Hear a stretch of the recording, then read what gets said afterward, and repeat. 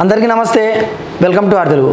ఈరోజు కాంగ్రెస్ ప్రభుత్వం వచ్చి 3 నెలలు అవుతున్న పక్షంలో ప్రతి సభల అంటే గౌరవ ముఖ్యమంత్రి వచ్చిన ప్రతి సభల గత ప్రభుత్వాన్ని తిడుతూనే కాలక్షేపం చేస్తున్నారు.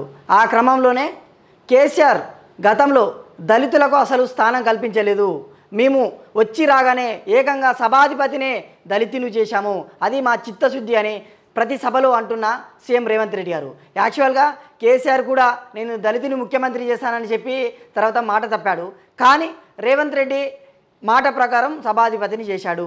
అంటే ఇక్కడ ఉప ముఖ్యమంత్రి కానీ సభాధిపతి కానీ ఏదైనా కూడా రబ్బర్ స్టాంపులే, అది నిజంగా చెప్తున్న ప్రయోజనం లేని పదవులే. అయితే ఏదో ఒకటి రబ్బర్ స్టాంప్ అయినా కాంగ్రెస్ వాళ్ళు ఇచ్చారు, సంతోషం. కానీ ఈరోజు ఒక దళిత ఉప ముఖ్యమంత్రికి ఎంత ఘోరమైన అవమానం జరిగిందో మీరే చూడండి.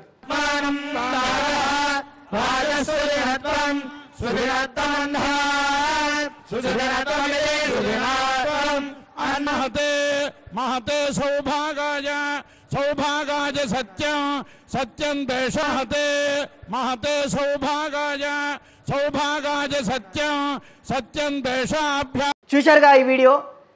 రెడ్డి మంత్రులు ముఖ్యమంత్రి చైర్స్లో కూర్చుంటే పాపం దళిత ఉప ముఖ్యమంత్రి కింద కూర్చున్నాడు. అది ఏకంగా యాదాద్రి లక్ష్మీ నరసింహస్వామి సన్నిధిలో జరిగిన అవమానం ఇది.